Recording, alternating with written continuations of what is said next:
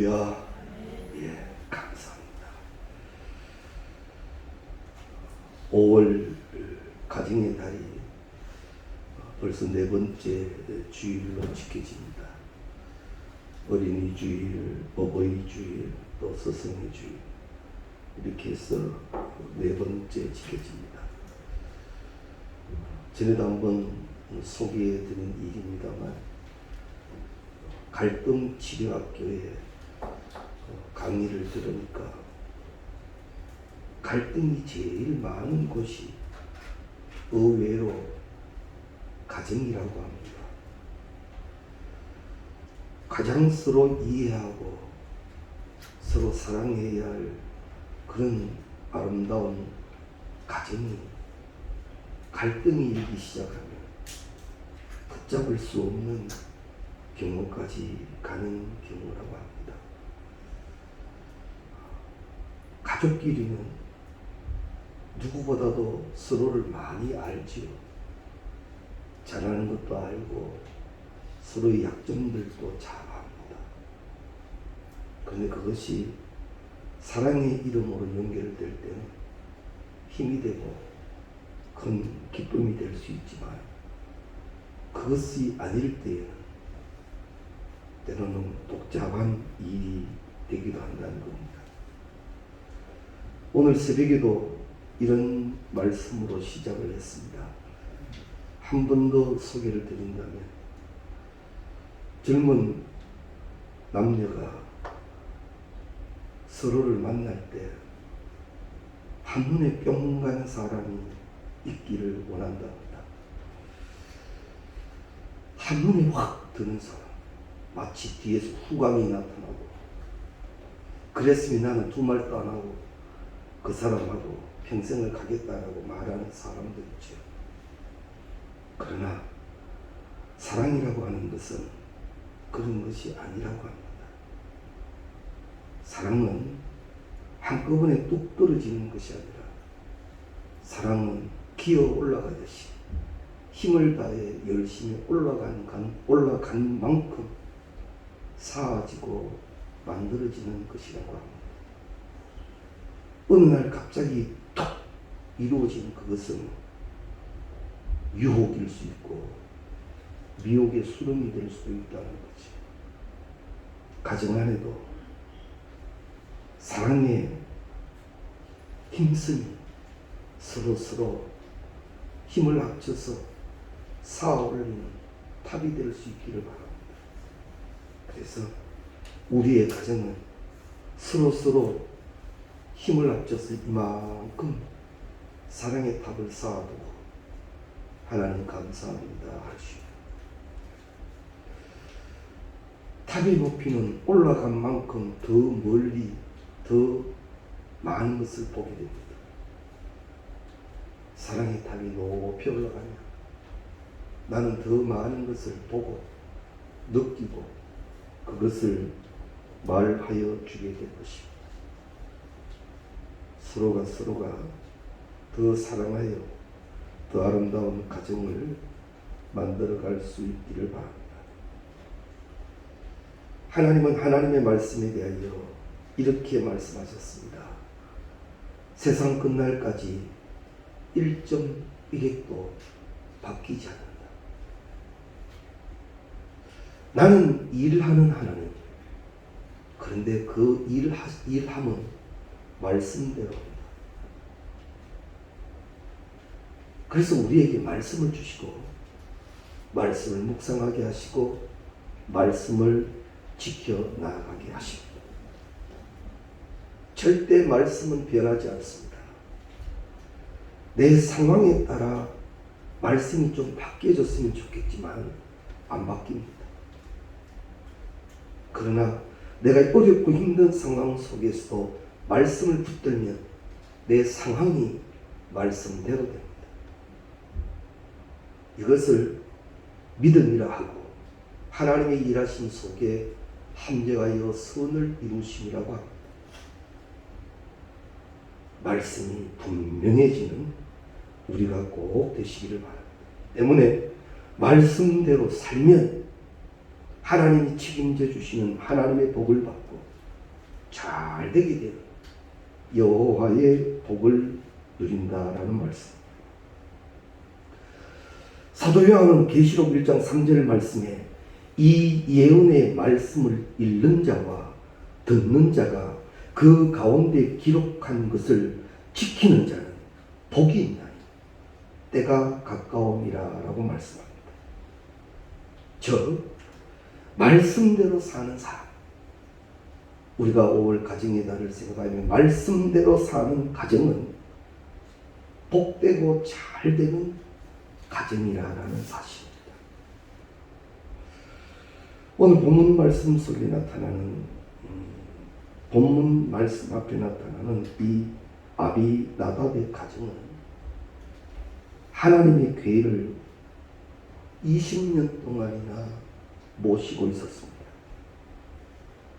하나님의 궤가 예루살렘 성에 들어가지 못하고 20년 동안 아비나답의 가정에 머물렀단 말입니다.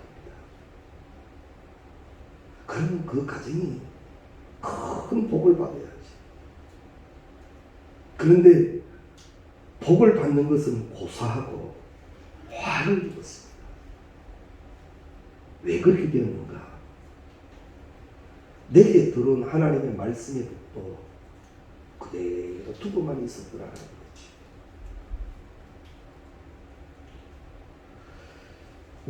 우리들에게는요, 신비에도 새겨져 있고 우리 가정에도 말씀이 내려오는 은혜가 있습니다. 이 말씀이 실행되려면 지켜 행해야 합니다. 말씀을 지켜 행하는 자가 복되다 하실 거예요. 그런데 이 아비나답의 가정은 하나님의 말씀이 들어왔음에도 불구하고 말씀에 행함이 없더라라는 거지. 가르침이 없었다라는 겁니다. 그래서 결국 이 가정은 화를 입게 됩니다. 우리도 하나님의 말씀이 나에게 좌우에 날이 선 검이 될 수 있도록, 운동력을 나타낼 수 있도록 믿음으로 지켜 행하는 우리가 꼭 되시기를 바랍니다. 하나님은 이스라엘 백성들에게 명령합니다. 들으라 하시고 지켜라 하시지. 그래서 이스라엘 백성들은 이 들은 하나님의 말씀을 잊어버리지 아니하려고, 잃어버리지 아니하려고 문설주에 붙이고 손목에 매이고 미간에 붙이고 하나님 말씀 이거를 늘 분명히 했더라라는 말이죠. 그러면 아비나답의 가정에 어떠한 화가 일어납니까? 이제 다윗이 은혜 가운데 왕국을 세우고 가장 먼저 한 일이 하나님의 궤를 이제는 거룩한 곳에 모시기를 원했습니다. 그래서 이제 이 아비나답을 통해서 말씀을 옮기게 하지. 민족적 사업입니다. 다윗도 몹시 기쁜 상태이고 온 백성들도 이제 하나님의 궤가 하나님의 성에 들어온다는 이 벅찬 감격에 젖어져 있을 때입니다. 그런데 이 법궤를 수레에 옮기게 되지요.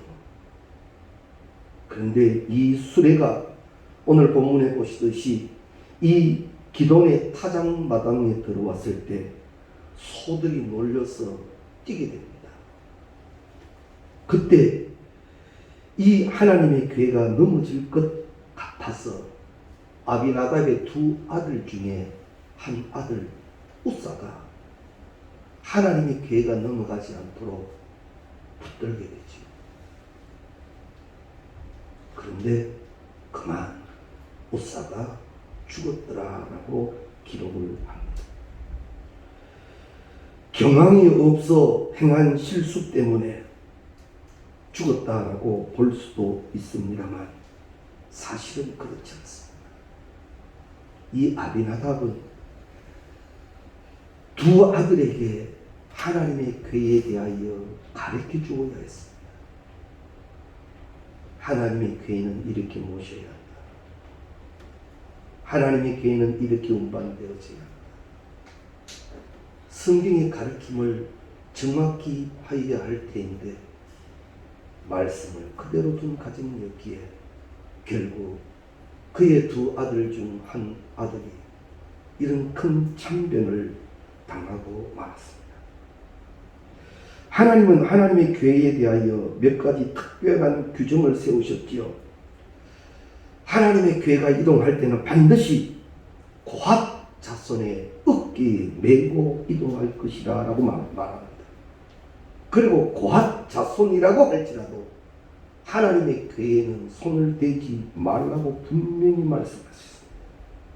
그러면서 하신 말씀이 만일에 손을 댄 자는 죽게 될 것이다 라고 경고해 주셨습니다. 그런데 이 우사가 고의가 아니고 그저 경황 없는 가운데에서 손을 대었다 할지라도 말씀은 그대로 적용되어 버렸어요. 이것이 하나님의 말씀입니다.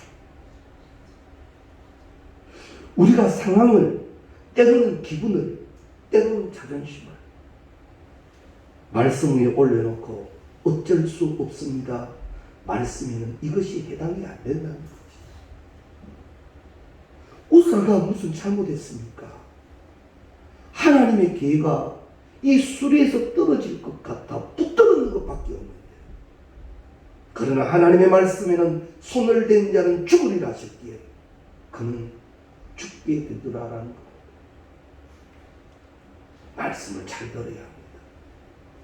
이것이 바로 하나님의 말씀이기에 나는 말씀대로 살아야 하고 말씀대로 지켜야 합니다.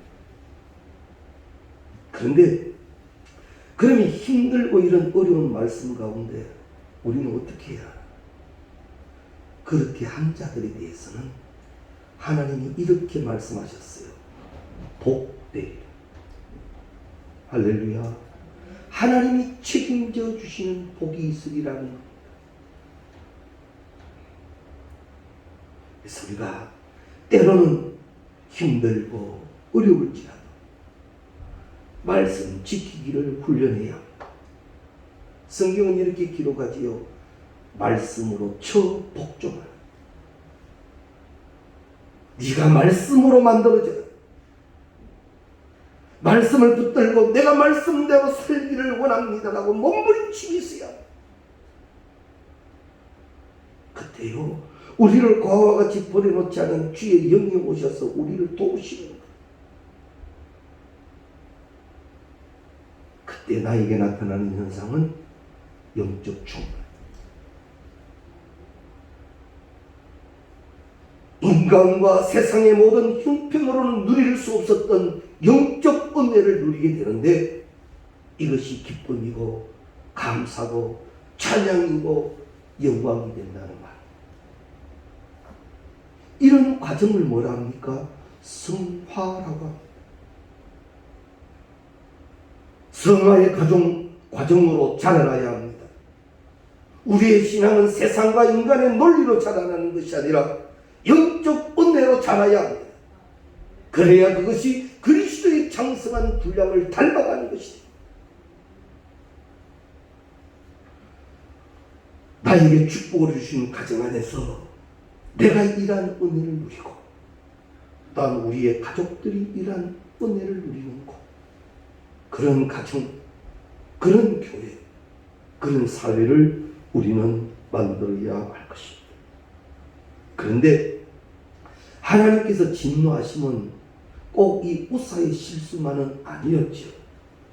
어떻게 했습니까? 다윗이 이 기랏 옆 아림에서부터 하나님의 궤를 메고 올 때 수레에 태웠다라고 말합니다. 분명 고핫 자손의 어깨에 메어라 하였음에도 불구하고 다윗이 생각할 때는 하나님의 궤를 당시 이방 나라에서 굉장히 멋있게 자랑하는 그보다 더 훌륭한 수레를 만들어 그 위에 태워 옮기면 더 멋이 있을 것 같거든요. 다윗은 하나님께 더 이렇게 하면 더 하나님이 영광 받으실 것 같아서 그렇게 했어요. 그러나 그렇게 섬기고 그렇게 하였음에도 불구하고 하나님은 거기에도 말씀을 적용시켰어요. 다윗이 하나님께 무엇을 좀 편하려고 좀 쉽게 하려고 막 대충 하려고 그렇게 한 것이 아니라 더 귀하게 하려고 더 하나님을 하나님 되게 더 영광되게 하려고 멋있는 수레를 만들어서 그 수레 위에 하나님의 계를 태우고 움직였는데 하나님은 거기에도 하나님의 말씀을 적용하셨더라는 말씀대로 해요. 때문에 우리는 철저히 말씀으로 되어져가는 신앙이 되어져야 합니다. 웃사가 그만 죽게 되지요. 하나님의 진노로 급사당한 이 웃사가 죽은 곳을 베레스 웃사라고 후에 부르게 됩니다. 이 베레스 웃사라는 말은 웃사를 쳤다, 웃사가 위반했다, 이런 의미를 가지고 있습니다. 때문에 우리가 여기서 우리가 배울 수 있는 것은 하나님은 무엇을 우리가 이룰 때에 목적 못지않게 이를 이루는 방법과 과정도 중요시한다는 거예요. 절대로요, 이렇게 해도 되겠지, 그게 하나님 앞에는 안 된다는 거예요.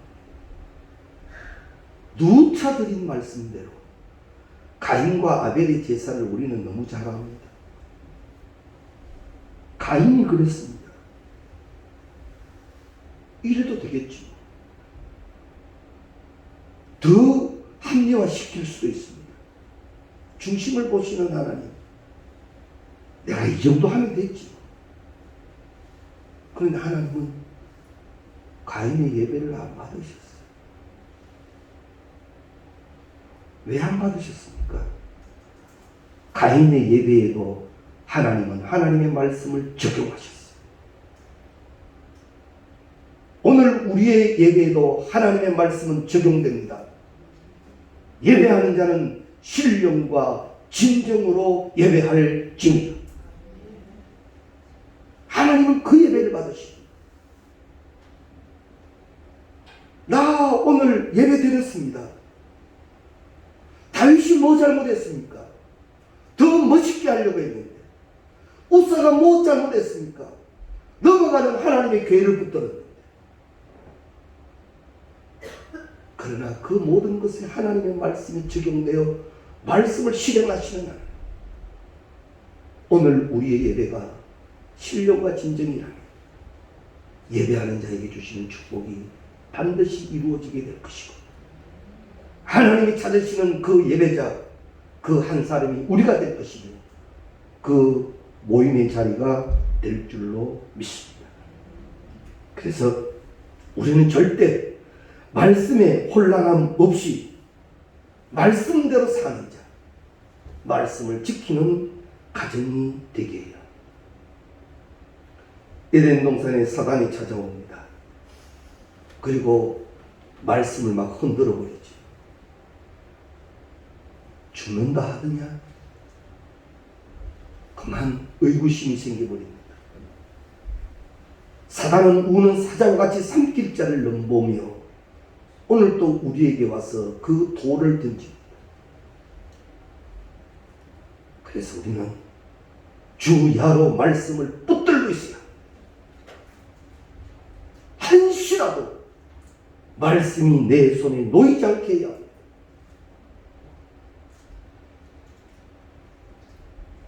사단이 아무리 우리에게 덤벼도요, 내 신앙의 경륜과 논리로는 못 이깁니다. 오직 말씀으로 이깁니다. 예수님도 그렇게 하셨습니다. 사탄아 물러가. 우리에게 가르쳐 주셨죠. 왜 당하고 삽니까? 왜 혼란함이 어려워합니까? 믿음 가운데 외치십시오. 사탄아 물러가라. 그리하면 주의 은혜가 우리를 주장하여 주실 줄로 믿습니다. 그리고 자책할 줄 아는 가정이 된다는 중요함이 있습니다.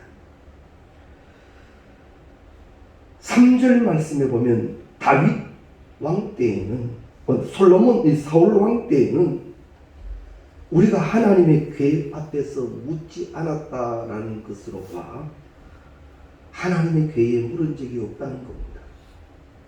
그러나 다윗은 나라가 안정된 후에 하나님의 궤를 먼저 생각합니다. 예루살렘을 점령하자마자 성막을 짓고 하나님의 궤를 모셔오는 일부터 시작을 합니다.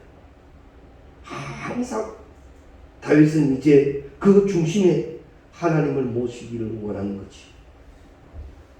우리도 이 신앙을 배워야 합니다. 그런데 다윗도 결국 실수를 했습니다. 수레에 실어버렸으니까. 그런데 다윗이 우사가 이렇게 죽는 장면을 보고는 노했다라고 기록을 합니다. 누구에게 노했는가 하면 하나님께 노했어요.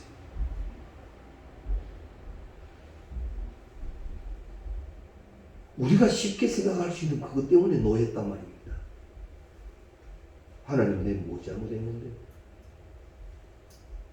하나님 제가 뭐 잘못했는데?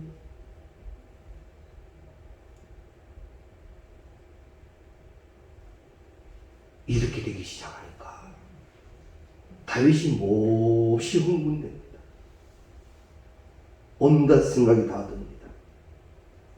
왕의 채통까지 생각이 납니다. 온 국민이 사모하던 일이었는데 결국 이 일을 허트리신 분은 하나님이시지 않습니까? 몹시 흥분되어져 있다가 역시 다윗은 복된 자지요. 깨닫기 시작합니다.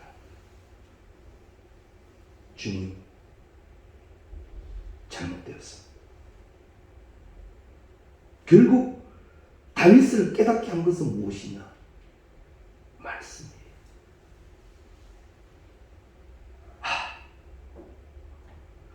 하나님의 궤를 옮기는 것도 인간의 방법이 아닌 하나님의 방법으로 해야 되구나. 이것이 잘못됐구나. 깨닫는 순간 그 하나님이 두려운 겁니다. 그래서 그 앞에 엎드려 이제는 자신의 경솔하였음을 자백하기 시작합니다. 지금 하나님의 궤를 옮겼지만 이 하나님의 궤를 옮기는데 하나님은 계시지 아니하였고 사람만 있었던 거예요. 하나님의 궤는 하나님의 인재를 상징하는데 이 하나님의 궤가 움직이는데 하나님은 계시지 않고 사람만 있었더라는 거지. 이것이 깨달아지는 순간 다윗은 두려워 엎드리게 됩니다.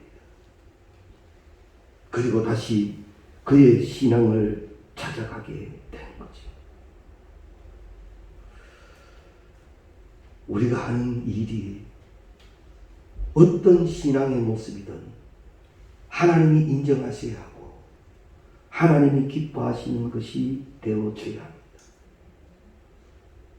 그러기 위해서는 말씀의 분명함이 우리 가운데 있어야 합니다.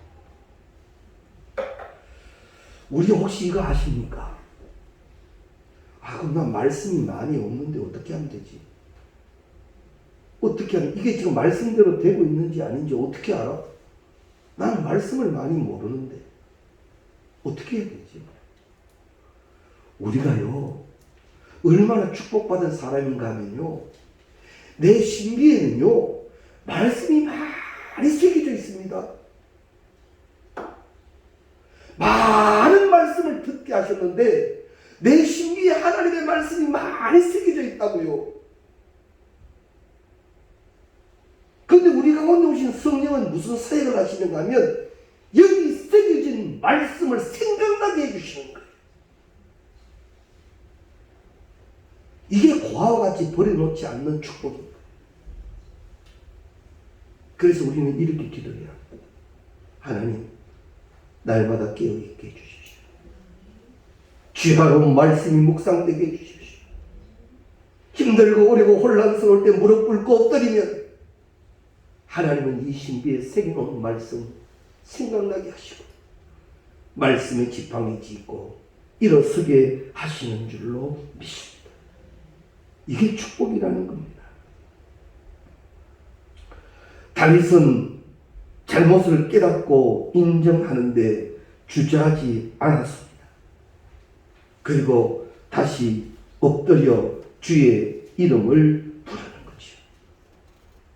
우리도 다윗이 누렸던 이 신앙대로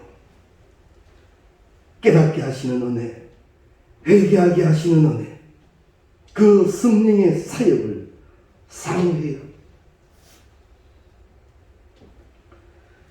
새벽 예배 때도 말씀을 나누었습니다만 하나님은 이스라엘 백성들에게 특히 레위 지파에게는 큰 축복을 주시죠.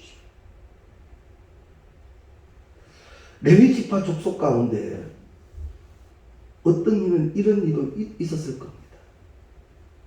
나는 태어나니까 레위 지파 사람이어서 내 선택과 관계없이 나는 주의 일을 해야 되는 사람인 거예요.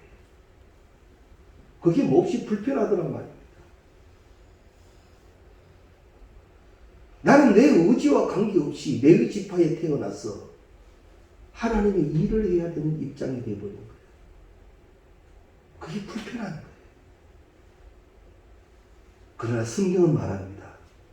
그것은 축복이었다. 그것은 특별한 축복이었다. 아무나에게 주는 것이 아닌 너에게 행한 나의 축복이었다. 우리말입니다. 직분을 받고 삽니다. 이 직분 내가 만든 직분 아닙니다. 하나님이 주신 거예요. 하나님이 특별히 주신 거예요. 하나님이 복되게 하시려고 주신 거예요.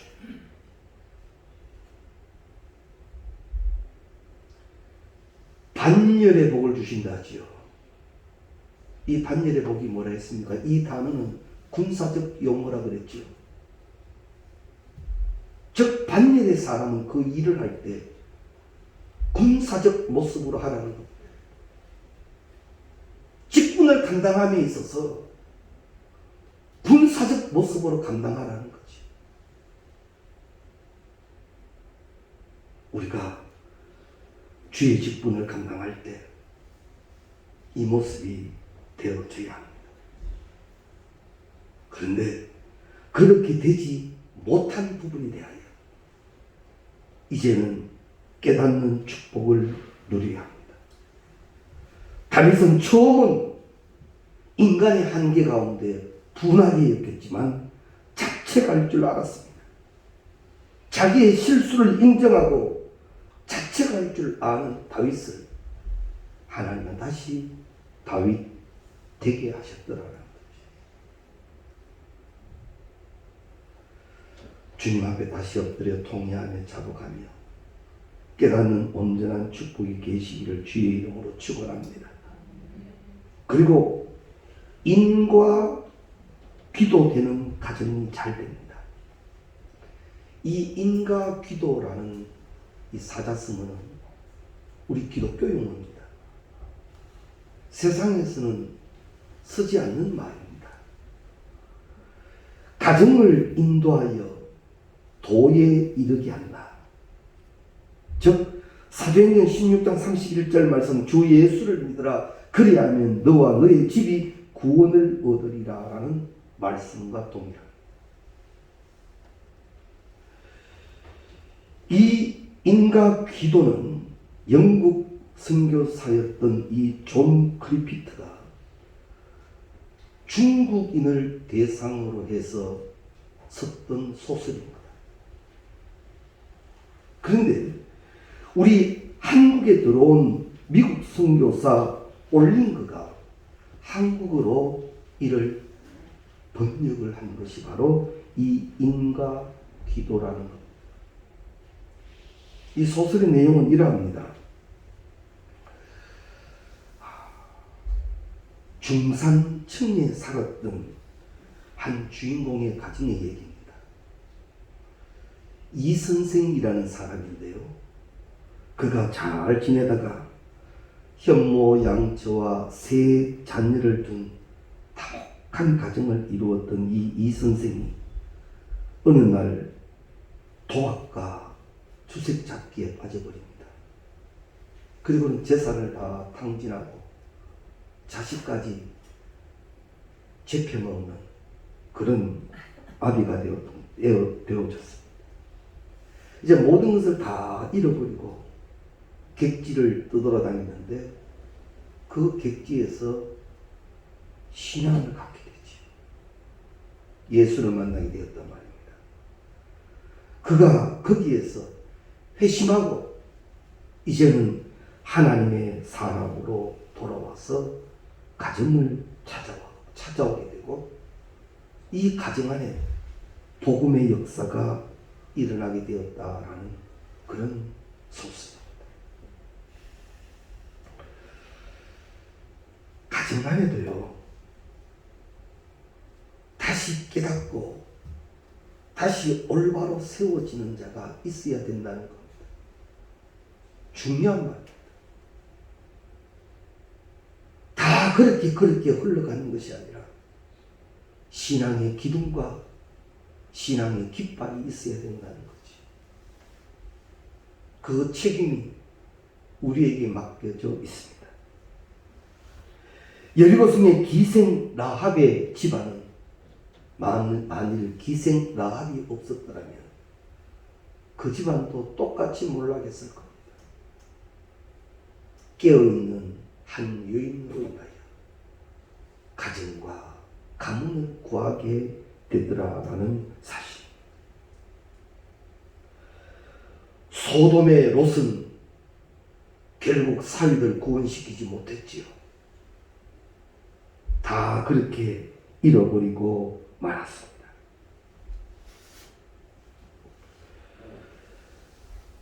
이제 하나님의 교회를 옮기다가 이런 엄청난 참변이 생겼으니까 사람들이 어떤 생각을 가졌습니까? 하나님의 교회가 무서운 거예요. 손만 떼어도 사람이 죽으니까 하나님의 교회가 두려운 거예요. 그런데 이 하나님의 교회가 지금 당장 예루살렘 성에 들어갈 수는 없고 잠시 모셔두어야 할 곳을 찾게 됩니다. 그때 바로 오벳 에돔의 집이 찾아지게 되는 겁니다. 물론 이 오벳 에돔도 레위의 후손으로 보고 있습니다. 그런데 이 가정에 남들이 다 두려워하고 싫어하는 그 하나님의 교회를 모시기를 허락하지.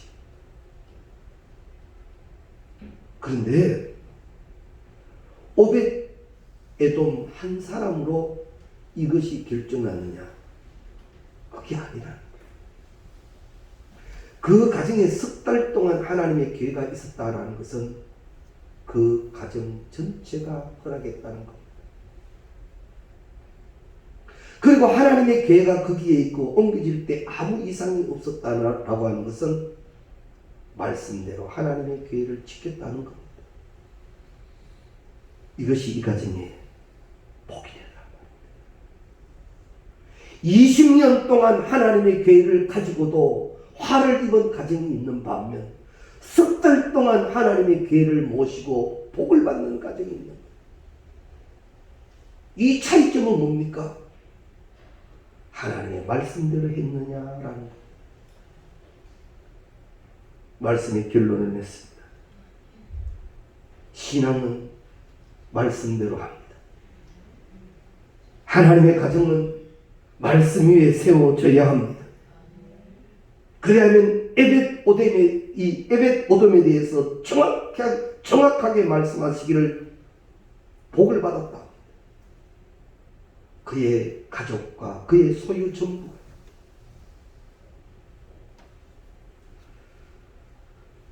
어찌 보면 편한 시대에 삽니다.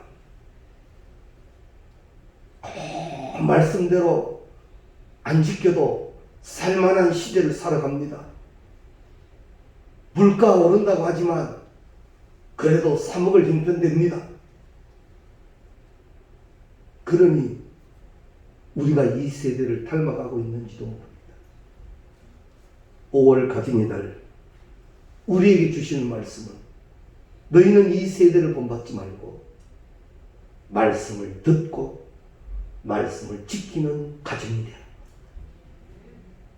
그 일이 나로부터 분명해질 수 있기를 바랍니다. 그리하면 하나님은 이 에돔의 집을 복되게 하셨던 것처럼 우리의 가정 위에 천대에 흐르는 축복을 주실 줄로 믿습니다. 이 거룩한 은혜를 누리는 우리 모두가 되시기를 주의 이름으로 축원합니다.